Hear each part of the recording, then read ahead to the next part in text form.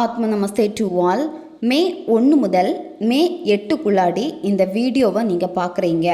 இந்த வீடியோ உங்களை தேடி வந்திருக்கு அப்படின்னா இது உங்களுக்கான மெசேஜ். உங்களுடைய லவ் லைஃப்பில் என்னென்ன நடக்க போகுது, என்னென்ன மாற்றங்கள் வரப்போகுது, உங்கள் பர்சன் உங்கள் மேலே இருக்கக்கூடிய அந்த அன்பை வெளிப்படுத்துவாங்களா, அந்த தேர்ட் பார்ட்டியுடைய நிலைமை எப்படி இருக்கும், இதை பற்றியெல்லாம் டீட்டெயில்டாக இந்த ரீடிங்கில் தெரிஞ்சுக்க போகிறோம். இந்த கார்டு எனர்ஜி கூட கனெக்ட் ஆகிறதுக்காக உங்கள் பர்சனை மனசில் நினச்சிட்டு கமெண்டில் 1111 இந்த ஏஞ்சல் நம்பரை டைப் பண்ணுங்கள். இந்த கார்டு எனர்ஜி கூட கனெக்ட் ஆகிருவீங்க. நம்ம சேனலுக்கு நீங்கள் இதான் ஃபஸ்ட் டைம் வரீங்கன்னா மறக்காமல் சப்ஸ்கிரைப் பண்ணிக்கோங்க. பக்கத்தில் இருக்கக்கூடிய பெல் பட்டனையும் கிளிக் பண்ணிக்கோங்க. அப்போ தான் நான் போடக்கூடிய வீடியோஸ் எல்லாமே உடனுக்குடன் உங்களுக்கு நோட்டிஃபிகேஷனில் வந்துக்கிட்டே இருக்கும். உங்களுக்கு எங்கிட்ட பர்சனலாக கிளாஸஸ் எடுத்துக்கணும் அல்லது உங்களுக்கு பர்சனல் டேரோக்கா ரீடிங் தேவைப்பட்டுச்சுன்னா இன்ஸ்டா அல்லது மெயிலில் காண்டாக்ட் பண்ணுங்கள். டீட்டெயில்ஸ் எல்லாமே உங்களுக்கு வீடியோ ஸ்க்ரீனில் வந்திருக்கும், செக் பண்ணிக்கோங்க. இப்போது இந்த ரீடிங்கில் நம்ம போகலாம். உங்கள் பர்சனுடைய கரண்ட் சிச்சுவேஷன் எப்படி இருக்குன்னு பார்க்குறப்போ அவங்க ரொம்ப உழைக்கிறாங்க, சரியா? அவங்க இப்போ ஒரு கோல் ஃபிக்ஸ் பண்ணிட்டாங்க. இதில் இந்த அமௌண்ட்டை நான் எடுத்தே ஆகணும், இந்த இடத்துல கண்டிப்பாக நான் சம்பாதிச்சு தான் ஆகணும் அப்படின்னு ஒரு முடிவு எடுத்திருக்காங்க. இப்போ அதுக்கான உழைப்பை போட்டுக்கிட்டே இருக்காங்க. என்ன உழைப்பு போட்டாங்களோ அந்த உழைப்புக்கான ஊதியம் உங்கள் நபருக்கு கிடைக்கும், சரியா? அதாவது அவங்களுடைய பண வரவு பார்க்குறப்ப ரொம்ப நல்லதாக இருக்கும். ஏன்னா அவங்க கஷ்டப்படுறாங்க. அந்த பணத்துக்காக தான் ஒரு காரியம் நல்லபடியாக நடக்கணும் அப்படின்னு நினச்சி தான் கஷ்டப்படுறாங்க. அந்த உழைப்புக்கான பணத்தை இந்த மந்தில் அவங்க கண்டிப்பாக வாங்கிடுவாங்க. உங்கள் பர்சன் உங்கள் கூட சேர்ந்து வாழ்கிறதுக்கான முடிவுகளை இந்த மந்தில் அவங்க எடுப்பாங்க.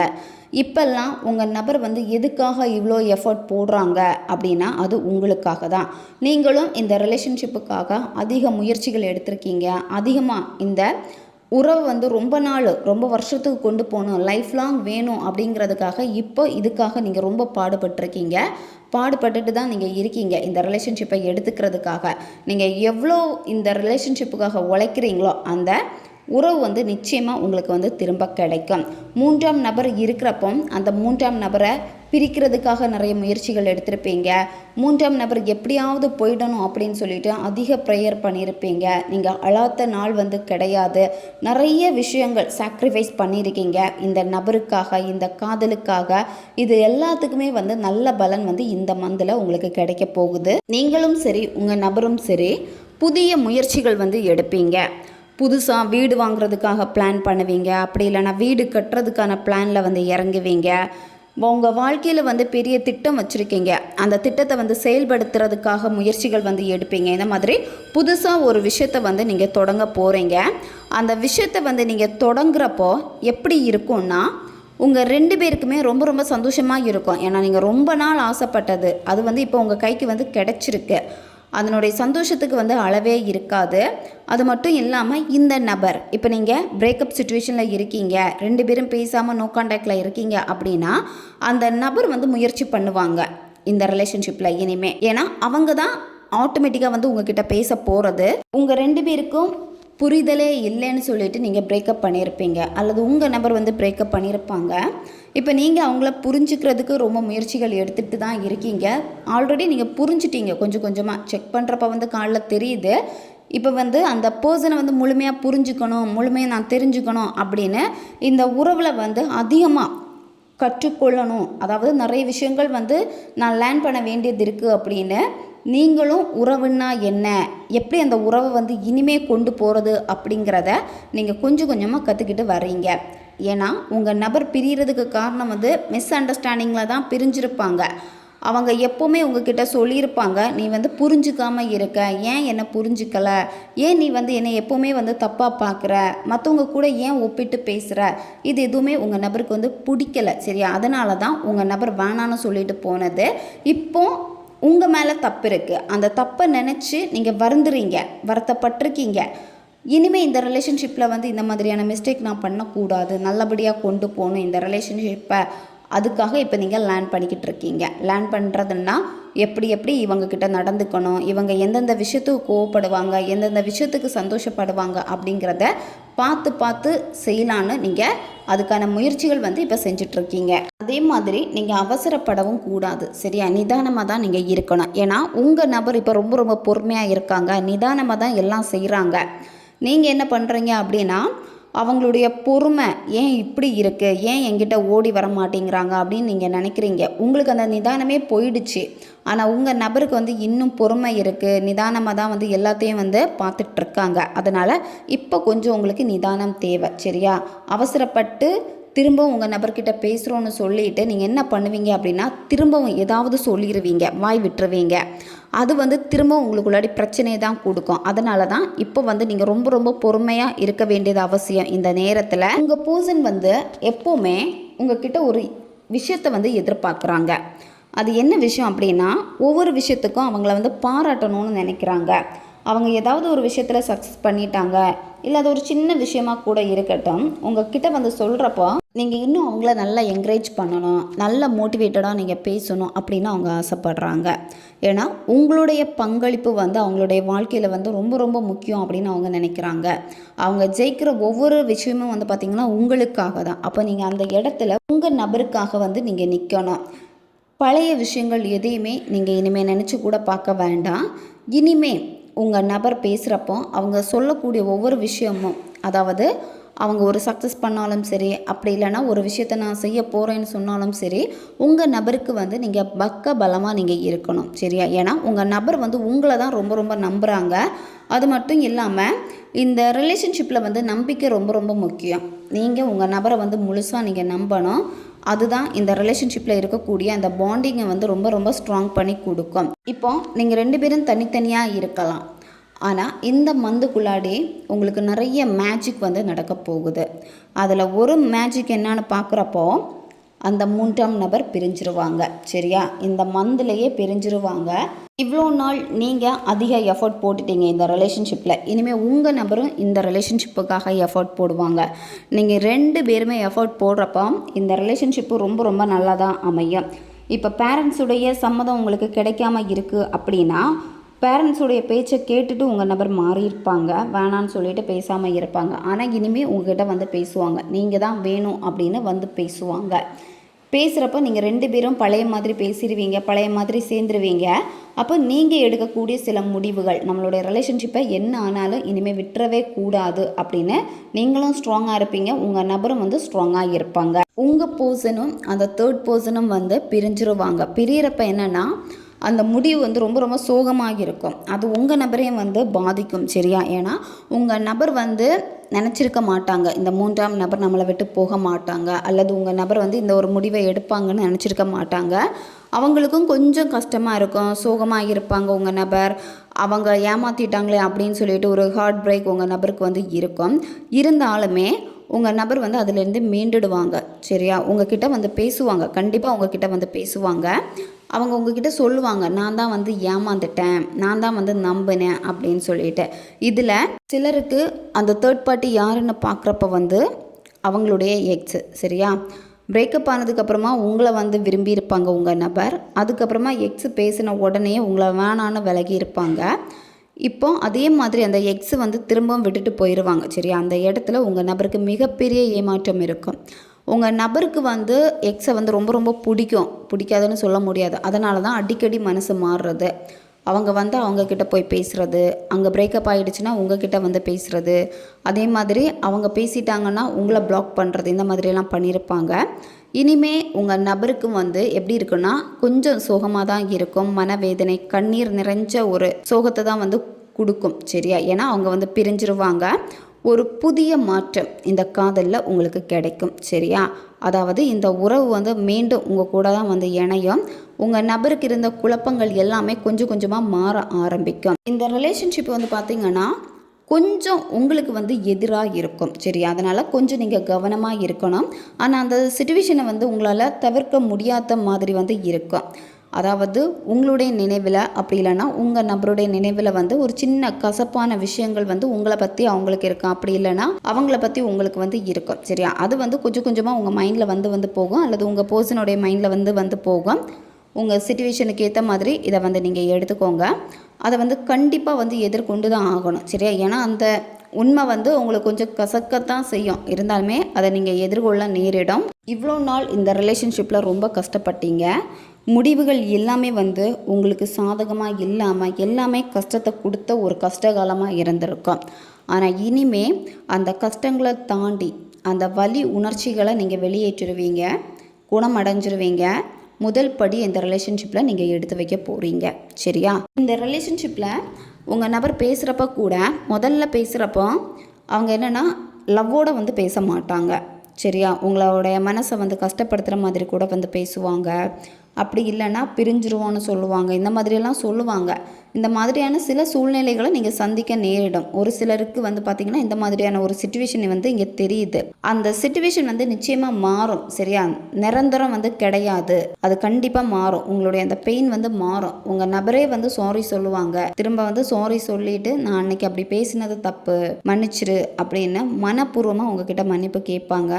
ஏன்னா இந்த ரிலேஷன்ஷிப்பு வந்து இனிமேல் வளர்ச்சிக்கான ஒரு நேரமாக வந்து இருக்கும். வளர்ச்சிக்கான நேரமாக இருக்கிறப்போ இந்த மாதிரியெல்லாம் உங்களுக்கு நடக்கும். உங்களுடைய ரிலேஷன்ஷிப்பில் முழுமையான சந்தோஷம் வந்து உங்களுக்கு கிடைக்க போகுது. அதுதான் உங்களுக்கு ரீயூனியன். சரியா? உங்கள் காதலில் இருந்த தேர்ட் பார்ட்டி வந்து அப்படியே விலகுவாங்க. சடனாக விலகுவாங்க. நீங்கள் எதிர்பார்த்துருக்கவே மாட்டீங்க. ஏதாவது ஒரு சூழ்நிலை உங்களுக்கு அங்கே வந்து ஃபேவராக வந்து முடியும். சரியா? அந்த இடத்துல உங்கள் நபர் உங்களை தான் ஒசத்தி பேசுவாங்க. நீங்கள் கவலைப்படவே வேண்டாம். ஏன்னா கார்டு பார்க்குறப்பவே ரொம்ப ரொம்ப பாசிட்டிவான கார்டு தான். உங்கள் வாழ்க்கையில் இப்போ நீங்கள் ஒரு புதிய துணையை வந்து தேடிட்டு இருக்கீங்க, புதிய ரிலேஷன்ஷிப்பு வேணும்னு நினைக்கிறீங்க அப்படின்னா உங்களுடைய சோல்மேட்டை வந்து நீங்கள் மீட் பண்ண போகிறீங்க. இப்போ நீங்கள் லவ் பண்ணிக்கிட்டே இருக்கீங்க, இந்த ரிலேஷன்ஷிப் வந்து மேரேஜில் முடியுமா முடியாதா அப்படின்னு நீங்கள் கொஞ்சம் பயப்பட்டுக்கிட்டே இருக்கீங்கன்னா பயப்பட வேண்டாம். லவ் வந்து பார்த்திங்கன்னா குடும்பத்துடைய சம்மதம் வந்து கிடைக்கும். திருமணத்தில் தான் முடியும். சரியா? காதல் இப்போது நீங்கள் பிரேக்கப் ஆகிடுச்சு, நாங்கள் திரும்ப சேரவே மாட்டோமே, எல்லாமே ஓகே ஆகிடுச்சு, இவங்க ஏன் இப்போ மாறிட்டாங்க அப்படின்னு நீங்கள் கதறவே வேண்டாம். சரியா? இந்த ரிலேஷன்ஷிப் வந்து பார்த்திங்கன்னா திருமணத்தில் முடியும். அதுக்கான வாய்ப்பு நிறையவே வந்து இருக்குது. நீங்கள் புதிய ஒரு ரிலேஷன்ஷிப்பில் போகிறீங்க அப்படின்னா உங்கள் பழசை மறந்துட்டு தான் அந்த புதிய ரிலேஷன்ஷிப்லேயே நீங்கள் போகணும். சரியா? ஏன் அப்படின்னா உங்களுடைய ஒவ்வொரு இனிமையான தருணத்தையும் வந்து கெடுத்து விடுறது உங்களுடைய பாஸ்ட்டு தான். அதனால் பாஸ்ட்டை அப்படியே விட்டுட்டு மறந்துட்டு தான் நீங்கள் புதிய ஒரு உறவில் நீங்கள் போகணும். அந்த புதிய உறவு வந்து நிலைக்கணும், திருமணத்தில் முடியணும் அப்படின்னு நீங்கள் ஆசைப்படுறீங்கன்னா முதல்ல அந்த பாஸ்ட்டை அழிச்சிட்டு நீங்கள் போங்க. உங்களுடைய ரிலேஷன்ஷிப்பில் நல்ல ஒரு அமைதி, சந்தோஷம், திருப்தி இதெல்லாமே வந்து இருக்க போகுது. சரியா? இப்போ நீங்கள் இருக்கக்கூடிய பாதை வந்து ரொம்ப ரொம்ப சரியான பாதை தான். இப்போ நீங்கள் சரியான பாதையில் தான் போயிட்டுருக்கீங்க. உங்களுக்கு டவுட் இருக்கும், நான் வந்து இப்போ சரியான பாதையில் தானே இருக்கேன், அதே மாதிரி மேனிஃபெஸ்டேஷன் பண்ணுறப்ப கூட இப்போ எனக்கு இது வேலை செய்யுமா, நான் கரெக்டாக தானே பண்ணிகிட்ருக்கேன், இந்த மாதிரியெல்லாம் குழப்பங்கள் வந்து உங்களுக்கு இருந்துச்சு அப்படின்னா கவலைப்படாதீங்க. இப்போ நீங்கள் இருக்கக்கூடிய பாதை வந்து சரியான ஒரு பாதை தான். உங்கள் உறவில் வந்து நிறைய ஆசீர்வாதங்கள் கிடைக்க போகுது. சரியா? இந்த பிரபஞ்சத்தினால உங்கள் நபர் வந்து இனிமேல் எல்லா பொறுப்புகளையும் உங்கள் கையில் ஒப்படைச்சிருவாங்க. நீங்கள் ஹஸ்பண்ட் அண்ட் ஒய்ஃபாக இருக்கீங்க அப்படின்னா உங்கள் கையில் அந்த பொறுப்பை வந்து அவங்க வந்து ஒப்படைச்சிருவாங்க. எல்லாமே நீங்கள் பார்க்குற மாதிரி தான் இருக்கும். சரி? அது வந்து கொஞ்சம் சிரமமாக வந்து உங்களுக்கு இருக்கும். ஏன்னா எல்லா பொறுப்பையும் வந்து நான் மட்டுமே பார்க்குறதா இருக்கே அப்படின்னு சொல்லிட்டு உங்களுடைய ரிலேஷன்ஷிப்பில் வந்து நீங்கள் தான் அதிகமாக வந்து யோசித்து மன அழுத்தத்தில் வந்து நீங்கள் இருக்கீங்க.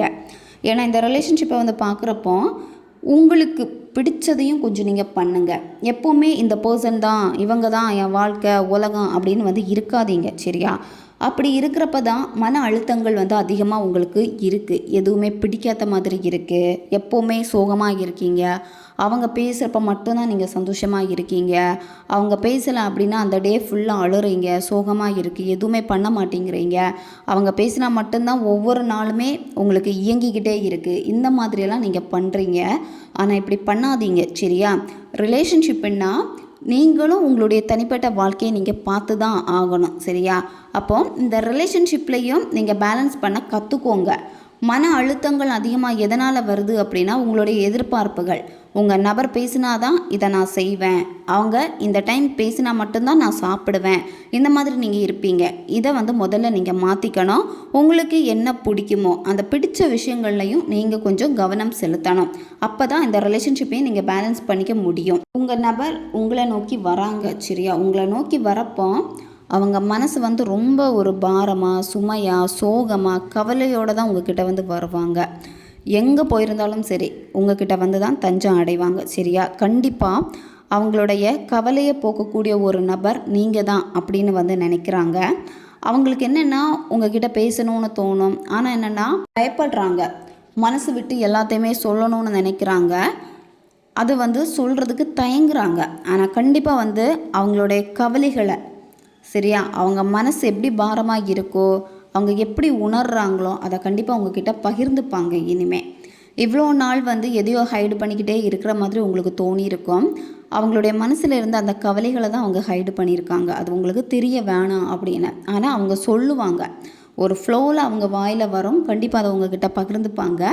அந்த இடத்துல வந்து உங்களுக்கு இடையில நெருக்கங்கள் வந்து அதிகமாகும். இப்போ நீங்கள் உங்களுடைய செல்ஃப் லவ்வில் அதிக முக்கியத்துவம் கொடுக்க வேண்டிய ஒரு நேரம் இது, சரியா? ஏன்னா எவ்வளோக்கு எவ்வளோ நீங்கள் உங்களை லவ் பண்ணுறீங்களோ அப்போ தான் நீங்கள் நேசிக்கக்கூடிய அந்த லவ்வை உங்கள் நபருக்கும் வந்து கொடுக்க முடியும். நிபந்தனையற்ற அன்பு வேணும் அப்படின்னு நீங்கள் நினைக்கிறீங்க. அந்த நிபந்தனையற்ற அன்பு வேணும் அப்படின்னா முதல்ல செல்ஃப் லவ்வில் தான் இருக்கணும்.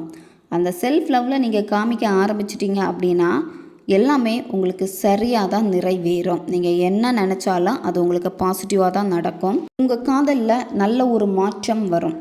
ரொம்ப நாளாக நீங்கள் எதிர்பார்த்துருப்பீங்க, ஒரு மாற்றம் நடக்காதா, இந்த இடத்துல இந்த மாற்றம் எனக்கு வேணும் அப்படின்னு நீங்கள் ஆசைப்பட்டிருப்பீங்க. அதே மாதிரியான மாற்றம் வந்து ஏற்படும், நல்ல ஒரு டிரான்ஸ்ஃபர்மேஷன். அதே மாதிரி முடிவாக இருந்தால் கூட அந்த இடத்துல புதிய தொடக்கமாக வந்து இருக்க போகுது. இந்த ரிலேஷன்ஷிப்பில் நியூ பிகினிங் வந்து இருக்குது. இந்த நியூ பிகினிங் வந்து இருக்குது அப்படின்னா 1111 ஏஞ்சல் நம்பர் வந்து அடிக்கடி நீங்கள் பார்ப்பீங்க. தேவையற்ற அந்த பழைய விஷயங்கள் எல்லாமே போயிடும், சரியா? நீங்கள் சண்டை போட்டது, அதே மாதிரி நீங்கள் ரொம்ப சோர்வடைஞ்சது எல்லாமே நீங்கள் மறந்துடுவீங்க. ஏன்னா அதுதான் ஒரு தடையாக இருக்குங்கிறத நீங்கள் புரிஞ்சுப்பீங்க. அந்த தடை எல்லாமே வந்து முடிவுக்கு வரும். உங்கள் ரிலேஷன்ஷிப்பில் யாரெல்லாம் தொல்லை கொடுத்தாங்களோ அதெல்லாம் முடிவுக்கு வரப்போகுது. உங்களுக்கு ஒரு நல்ல ஒரு தொடக்கம், அதாவது நீங்கள் நேசித்த நபரோட திரும்ப அந்த காதலை நீங்கள் திரும்ப புதுசாக நீங்கள் தொடங்குவீங்க. ரொம்ப நாளாக நீங்கள் ஒரு வேண்டுதல் வச்சுருப்பீங்க, உங்கள் நபர் வந்து எல்லாத்தையும் விட்டுட்டு, கெட்ட பழக்கங்கள் எல்லாத்தையுமே விட்டுட்டு அவங்க மாறி வரணும், எங்கள் காதலில் வந்து எல்லாமே ஒரு புதிய மாற்றமாக இருக்கணும் அப்படின்னு சொல்லிட்டு நீங்கள் வேண்டியிருப்பீங்க. அதே மாதிரியான மாற்றங்கள் வந்து இந்த ரிலேஷன்ஷிப்பில் உங்களுக்கு கிடைக்கும், சரியா? உங்கள் நபர் வந்து அவங்களுடைய கடந்த காலத்தை விட்டுட்டு வருவாங்க. கடந்த காலம்னா அந்த தேர்ட் பார்ட்டி, அதே மாதிரி அவங்களுக்கு இருக்கக்கூடிய சில பேடு ஹேபிட் இதெல்லாத்தையுமே விட்டுட்டு உங்ககிட்ட வருவாங்க. இப்போது நீங்கள் யார்கிட்டையாவது பேசிகிட்டு இருக்கீங்க, அதாவது லவ் கிடையாது, நார்மலாக புதிய ஃப்ரெண்டு உங்களுக்கு கிடச்சிருப்பாங்க. அப்படி இல்லைன்னா அவங்க வந்து ஒன் சைடாக உங்களை லவ் பண்ணுவாங்க. நீங்கள் இப்போ அவங்கக்கிட்ட பேசிகிட்டு இருக்கீங்கன்னா இது உங்கள் நபருக்கு வந்து பிடிக்கலை, சரியா? ஏன் அப்படின்னா நீங்கள் வந்து உங்கள் நபரை வெறுப்பேற்றணும், உங்கள் நபரை மறக்கணும் அப்படிங்கிறதுக்காக நீங்கள் வந்து ஒரு மாற்றத்துக்காக இதை நீங்கள் பண்ணுறீங்க. ஆனால் என்னென்னா நீங்கள் பேசிகிட்டு இருக்கக்கூடிய நபருடைய சைடையும் நீங்கள் யோசிக்கணும், சரியா? சும்மா டைம் பாஸுக்கு பேசக்கூடாது, அவங்களுடைய மனசை நீங்கள் கஷ்டப்படுத்திடக்கூடாது, உங்கள் நபரை பழி வாங்குறதுக்காக அவங்கள நீங்கள் யூஸ் பண்ணிக்கக்கூடாது, சரியா? அதனால் நீங்கள் தெளிவாக பேசுங்க. அவங்க ஆசையை வந்து வளர்த்திப்பாங்க. ஆப்போசிட்டில் இருக்கக்கூடிய பர்சன் அவங்க வந்து கொஞ்சம் உங்களை ஃப்ளர்ட் பண்ணுற மாதிரி கூட பேசுவாங்க. நீங்களும் வந்து பார்த்திங்கன்னா அவங்கக்கிட்ட பேச ஆரம்பிப்பீங்க. ஆனால் அவங்க வந்து உங்களை கைவிட்டுட்டு போவாங்க. சிலருக்கு வந்து பார்த்திங்கன்னா அந்த புதிய உறவு கைவிட்டுட்டு போகும். அதனால் நீங்கள் கொஞ்சம் பார்த்து பேசுங்க. அப்படி இல்லைன்னா நீங்கள் வந்து பேசாதீங்க, நீங்கள் கொஞ்சம் தனிமையிலே வந்து இருங்க. ஏன்னா மாற்றங்கள் வந்து உங்களுக்கு கொஞ்சம் கடினமாக இருக்கும். அதை மாற்றிக்கணும்னு சொல்லிட்டு நீங்களே வந்து ஃபோர்ஸ் பண்ண வேண்டாம். உங்கள் பர்சனுடைய சிச்சுவேஷன் பார்க்குறப்போ பெரிய ஒரு மாற்றம் உங்கள் நபருக்குள்ளே ஏற்பட போகுது, சரியா? அதனால் நீங்கள் பொறுமையாக இருங்க. இந்த ரிலேஷன்ஷிப்பு வந்து கண்டிப்பாக அவங்க லைஃப்பில் நடக்கக்கூடிய அந்த மாற்றத்துக்கு அப்புறமா உங்களுடைய லவ் தான் ரொம்ப ரொம்ப ஸ்ட்ராங்காக வந்து இருக்க போகுது, சரியா? அதனால் ஏற்படக்கூடிய மாற்றங்களை பார்த்து பயப்படாதீங்க. நீங்கள் வந்து அந்த சூழலை வந்து பிடிச்சிக்கிட்டே இருக்கணும்னு நினைக்காதீங்க, சரியா? அந்த சூழல்கள் எல்லாமே உங்களுக்கு ஃபேவராக இருக்கிற மாதிரி இருந்துட்டு மாறிக்கூட ஆகும், சரியா? ஆனால் வந்து அது முடிவு கிடையாது, சரியா? உங்களுக்கு ஃபேவராக தான் திரும்பவும் வரும். அதனால் கொஞ்சம் பொறுமையாக நீங்கள் இருங்க. ஃபர்ஸ்ட்டில் சொன்ன மாதிரி தேர்ட் பார்ட்டி வந்து விலகுவாங்க. உங்களுக்கு இந்த மே மந்தில் நல்ல இன்கம் வந்து இருக்கும், சரியா? பண வரவு நல்லா தான் இருக்கும். பணம் வந்து சேமிப்பீங்க. இப்போ நீங்கள் சேமித்த பணத்தில் ஏதாவது உங்களுக்கு பிடிச்ச மாதிரியான ஒரு திங்ஸ் வந்து வாங்குவீங்க. அது கோல்டாக இருக்கலாம், அப்படி இல்லைனா வீடுக்கு காசு வந்து கட்டுறதா இருக்கலாம், இல்லை நிலம் வாங்குறதுக்காக அதுக்கான அட்வான்ஸ் அமௌண்ட் கொடுக்குறதா இருக்கலாம். இந்த மாதிரி ஏதாவது ஒரு நல்ல விஷயத்தை வந்து நீங்கள் செய்ய போகிறீங்க. அதே மாதிரி இந்த மந்தில் உங்களுக்கு நல்ல ஒரு செலிப்ரேஷன் இருக்குது, அடித்து பொழிக்க போகிறீங்க. ரொம்ப நாள் நீங்கள் காத்துட்ருப்பீங்க ஒரு சக்ஸஸுக்காக. அது வந்து சக்ஸஸ்ன்னு தெரிஞ்ச உடனேயே அந்த அளவுக்கு செலிப்ரேட் பண்ண போகிறீங்க. அதாவது பார்ட்டி, அதாவது மற்றவங்களுக்கு வந்து ட்ரீட்டு கொடுக்கறது, இந்த மாதிரி சில விஷயங்கள் வந்து நடக்கும். மே மாதமே வந்து பார்த்திங்கன்னா உங்களுடைய பர்சனல் க்ரோத்லேயும் வந்து நல்ல முன்னேற்றம் வந்து இருக்க போகுது. உங்களுடைய காதல் வாழ்க்கையிலும் நல்ல ஒரு முன்னேற்றம் வந்து இருக்க போகுது. நீங்கள் சில விஷயங்களை வந்து தள்ளி தள்ளி போட்டிருப்பீங்க, அப்புறம் பண்ணிக்கலாம் அப்படின்னு. அந்த விஷயங்கள் எல்லாத்தையுமே வந்து வேகமாக செஞ்சு முடிக்க போகிறீங்க. உங்களுடைய ஒர்க்கில் வந்து பெண்டிங் ஒர்க் இருக்குது அப்படின்னா அந்த பெண்டிங் ஒர்க் எல்லாத்தையுமே வந்து நீங்கள் முடிச்சிருவீங்க. இனிமே நீங்கள் உங்கள் பர்சனை பார்க்குறப்போ, ஃபஸ்ட்டு பார்க்குறப்போ எப்படி உங்களுடைய இதயம் ரொம்ப படபடப்பாக துடிச்சிச்சோ, அதே மாதிரி உங்கள் பர்சனை ரொம்ப நாளுக்கு அப்புறம், பிரேக்கப்புக்கு அப்புறமா உங்கள் நபரை நீங்கள் பார்க்குறப்போ அதே மாதிரியான படபடப்பு இருக்கும். இது அழகான ஒரு மென்மையான தொடக்கம். பேக்ரவுண்டை வந்து நீங்கள் பெருசாக கண்டுக்காதீங்க. இங்கே பயங்கரமாக மழை பெஞ்சிக்கிட்டே இருக்குது. இருந்தாலும் வீடியோ வந்து உங்களுக்காக கொடுக்கணும் அப்படின்னு நான் இப்போ வந்து ரெக்கார்ட் பண்ணிகிட்ருக்கேன். உங்களுடைய ரிலேஷன்ஷிப்பில் இனிமேல் ஒவ்வொரு ட்விஸ்ட்டாக இருக்க போகுது. என்னென்னா ஒவ்வொன்றுமே எதிர்பாராத சந்தோஷங்களை வந்து கொடுத்துக்கிட்டே இருக்க போகுது. உங்கள் நபர் வந்து உங்களுக்கு அதிகமாக சர்ப்ரைஸ் பண்ணுவாங்க. அதே மாதிரி உண்மையாக நடந்துப்பாங்க. ஒரு குழந்தைத்தனமாக நடந்துப்பாங்க. நீங்கள் எந்த ஒரு காதலை இப்படி தான் வேணும்னு ஆசைப்பட்டீங்களோ, அதாவது உங்கள் நபர் வந்து பழைய மாதிரி மாறி வரணும், பழைய மாதிரி என் கூட வந்து அவங்க பேசணும்னு விரும்புனீங்கல்ல, அதே மாதிரி அவங்க வந்து இருப்பாங்க. உங்கள் நபருடைய குணமும் வந்து பார்த்திங்கன்னா ரொம்ப ரொம்ப மென்மையான குணம். ஆனால் சண்டை போடுறப்ப மட்டும் அவங்க வந்து கடினமாக நடந்துருப்பாங்க உங்ககிட்ட. இனிமேல் அவங்க வந்து ரொம்ப ரொம்ப மென்மையாக உங்ககிட்ட வந்து நடந்துப்பாங்க. சரியா? உங்களுடைய உணர்வுகளை மதிப்பாங்க, மன்னிப்பாங்க உங்களை. அந்த பழைய கோபங்கள் எல்லாமே மறந்து போகும் உங்கள் நபருக்கு. நீங்களும் அதே மாதிரி உங்கள் நபர் பேசுகிறப்ப மன்னிப்பு கேட்டுருங்க. சரியா? சில தவறுகள் வந்து உங்கள் பக்கமும் இருக்குது, அதனால் நீங்கள் மன்னிப்பு கேட்டுருங்க. நீங்கள் மன்னிப்பு கேட்குறப்ப எல்லாமே முடிஞ்சு போகும். அதாவது அந்த பழைய விஷயங்கள் அப்படியே முடிஞ்சு போகும். அப்படியே உங்கள் நபரை மறந்துடுவாங்க, நீங்களும் மறந்துடணும். ஒரு நல்ல நேரம் அதிலிருந்து உங்களுக்கு ஸ்டார்ட் ஆக போகுது. உங்கள் நபர் இந்த ரிலேஷன்ஷிப்பை அடுத்தடுத்து வேகமாக நகர்த்திக்கிட்டே இருப்பாங்க. உங்களை அவங்க கூடவே லைஃப் லாங் வாழணும் அப்படின்னு வந்து விரும்புவாங்க. அதாவது நீங்கள் அவங்க கூடவே இருக்கணும்னு அவங்க விருப்பப்படுவாங்க. அதனால் இந்த ரிலேஷன்ஷிப்பை அடுத்தடுத்த கட்டத்துக்கு ஃபாஸ்ட்டாக மூவ் பண்ணுவாங்க. அது கல்யாணமாக இருக்கும், அப்படி இல்லைன்னா நிச்சயதார்த்தமாக இருக்கும். இந்த மாதிரி சில விஷயங்களில் வந்து விரைவாக உங்கள் நபர் செயல்படுவாங்க. மனசில் இருக்கிறத ஓப்பனாக பேசிடுவாங்க, மறைக்க மாட்டாங்க உங்ககிட்ட. அவங்க என்ன நினைக்கிறாங்களோ அந்த விஷயங்களை எல்லாத்தையுமே வந்து பேசுவாங்க. ஆனால் அது வந்து கடுமையாக இருந்தாலும் சரி, அந்த விஷயங்கள் வந்து நியாயமானதாக தான் இருக்கும். சரியா? நேர்மையாக உங்ககிட்ட நடந்துப்பாங்க. அதனால தான் ஒளிவு மறையின்றி பேசுகிறது. அதுதான் சில நேரம் அவங்க பேசக்கூடிய வார்த்தைகள் உங்களை வந்து காயப்படுத்துகிற மாதிரி இருந்தாலுமே அது வந்து தப்பாக இருக்காது. உங்களை விடையுமே உங்கள் நபருக்கு தான் இந்த காதலில் ஆர்வம் வந்து அதிகமாக வந்து இருக்குது. சரியா? அதனால் அந்த காதல் கைவிட்டு போயிடுச்சு அப்படின்னு நீங்கள் வருத்தப்பட்டுட்டு இருக்கவே வேண்டாம். ஏன்னா உங்களை விடையுமே அவங்க தான் உங்களை அதிகமாக நேசிச்சிருக்காங்க. அதனால் அவங்களே உங்ககிட்ட வருவாங்க. இந்த ரிலேஷன்ஷிப்பில் உங்களுடைய காதலை மட்டும் நீங்கள் கொடுங்க. சரியா? ஏன்னா நீங்கள் எதை விதைக்கிறீங்களோ அதுதான் இந்த ரிலேஷன்ஷிப்பில் வந்து நீங்கள் அறுவடை செய்ய போகிறீங்க. எப்போவுமே உண்மையாக நடந்துக்கோங்க, நேர்மறையாக சிந்திங்க. இந்த பிரபஞ்சம் உங்களுக்கு கொடுக்கக்கூடிய மெசேஜ் என்னென்னு பார்க்குறப்போ நீங்கள் வந்து நேர்மறையாக தான் இருக்கணும். ஏன்னா நீங்கள் எதை நினைக்கிறீங்களோ அதை தான் நான் உனக்கு திருப்பி கொடுப்பேன். அதனால் உன்னுடைய யோசனைகளை சரியாக வச்சுக்கோங்க. நீங்கள் எப்படி உங்கள் நபர்கிட்டேருந்து ஒரு மரியாதை, சமமான அன்பை வந்து எதிர்பார்க்குறீங்களோ அதே மாதிரி நீங்களும் அவங்களுக்கு அந்த அன்பை வந்து கொடுக்கணும். சரியா? நீங்கள் சமமாக கொடுக்குறப்போ அது சமமாக திரும்ப உங்களுக்கு கிடைக்கும். நீங்கள் வந்து எதிர்பார்க்க வேண்டாம், நார்மலாகவே நீங்கள் கொடுத்தாலே போதும். பிரபஞ்சம் அதை அப்படியே உங்களுக்கு பல மடங்காக திருப்பி கொடுப்பாங்க. எப்போவுமே நன்றி உணர்வோடு நீங்கள் இருங்க. சரியா?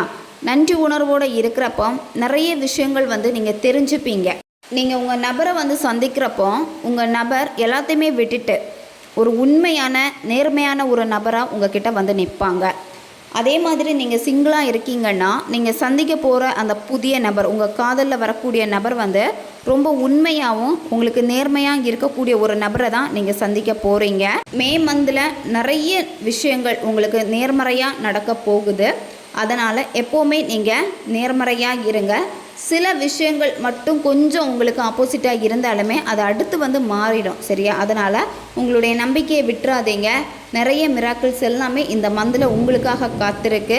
பெரிய சர்ப்ரைஸும் இருக்குது, பெரிய சக்ஸஸும் நீங்கள் இந்த மந்தில் செய்ய போகிறீங்க.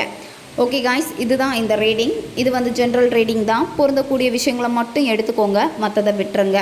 உங்களுக்கு பர்சனல் டேரோ கார்ட் ரீடிங் தேவைப்படுச்சுன்னா இன்ஸ்டா அல்லது மெயிலில் வந்து காண்டாக்ட் பண்ணுங்கள். அடுத்த ஒரு வீடியோ பதிவில் சந்திக்கலாம். நன்றி.